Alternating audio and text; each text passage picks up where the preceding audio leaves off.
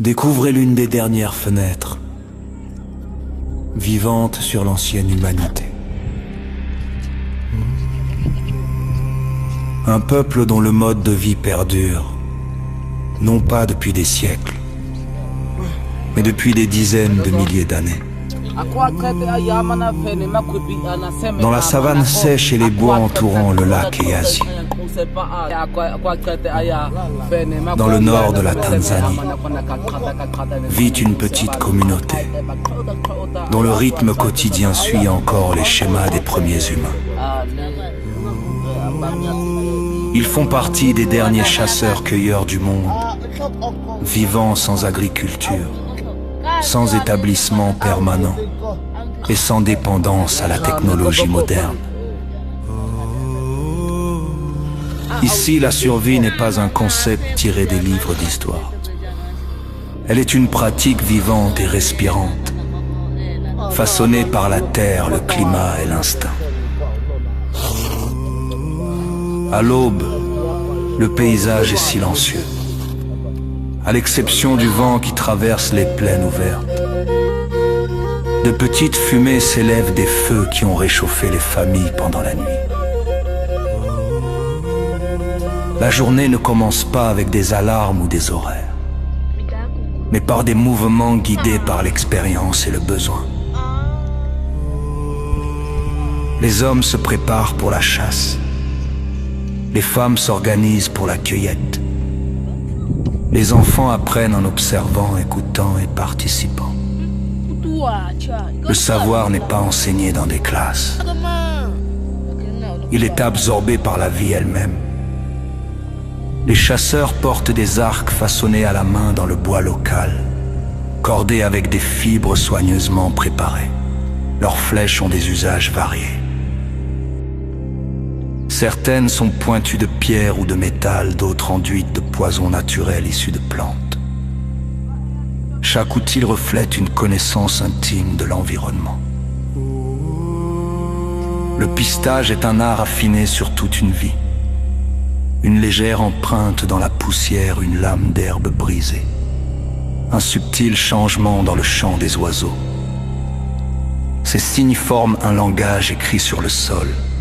Un langage que les chasseurs lisent avec aisance. La chasse par poursuite est l'une de leurs compétences les plus remarquables. Plutôt que de se fier uniquement à la vitesse ou à l'embuscade, les chasseurs suivent leur proie sur de longues distances, avançant régulièrement sous le soleil jusqu'à ce que l'animal soit épuisé. Cette technique exige endurance, patience et compréhension approfondie du comportement animal. Pendant ce temps, les groupes de cueilleuses se déplacent dans la brousse avec une expertise égale. Les femmes identifient des racines comestibles enfouies sous le sol sec, des fruits cachés parmi les branches épineuses et des plantes médicinales connues depuis des générations.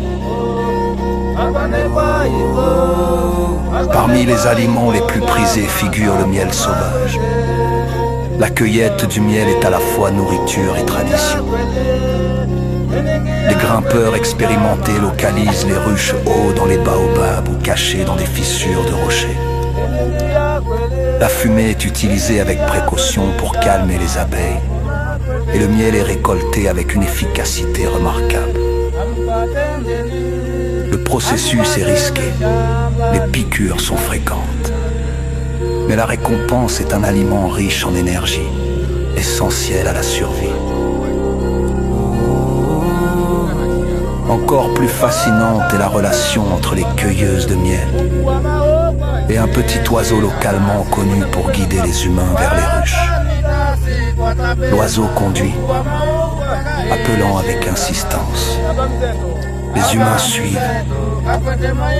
Après la récolte, cire et larves restent.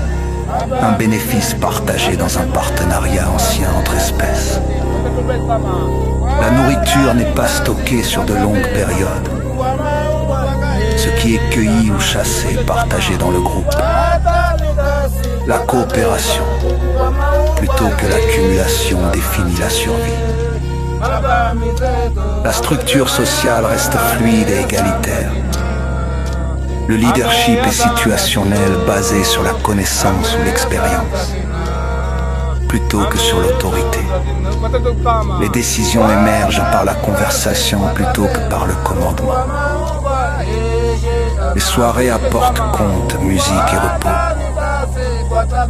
La langue porte l'une des caractéristiques les plus distinctives de cette culture. Un système de son à clic unique, différent de la plupart des langues sur Terre. La communication expressive, rythmée et profondément liée à l'identité. À travers la langue, les histoires préservent la mémoire et la mémoire préserve la survie. Ce qui rend ce mode de vie extraordinaire n'est pas seulement son ancienneté, mais sa continuité pendant plus de 50 000 ans. Les humains ont principalement vécu comme chasseurs-cueilleurs. L'agriculture, les villes et l'industrie ne représentent qu'un chapitre bref de notre histoire. Ici, ce chapitre ancien se déroule encore chaque jour. L'environnement façonne tous les changements saisonniers, influence les migrations animales. La disponibilité des plantes et le déplacement des campements. La flexibilité est essentielle. Les structures permanentes sont rares. La mobilité assure la survie. Le feu reste central. Pour la chaleur, la cuisson. La protection et les rassemblements sociaux.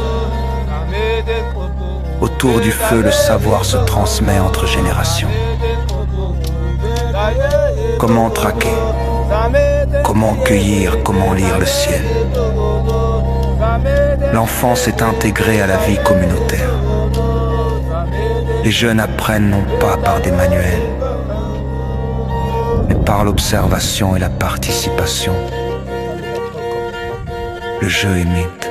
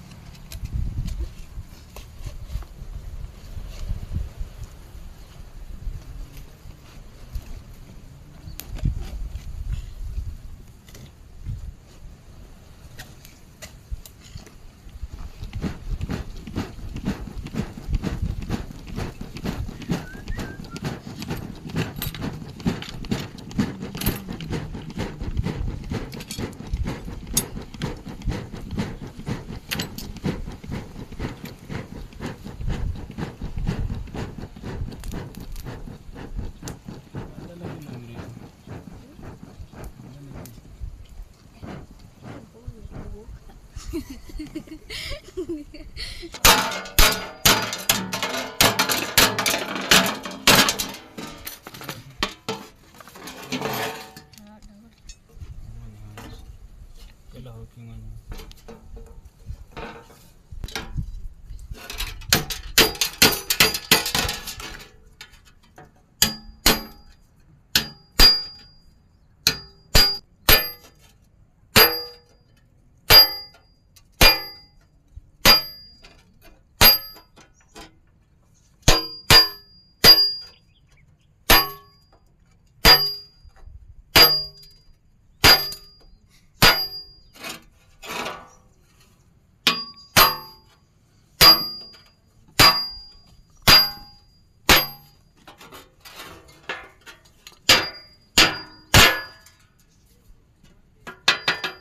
Bravo.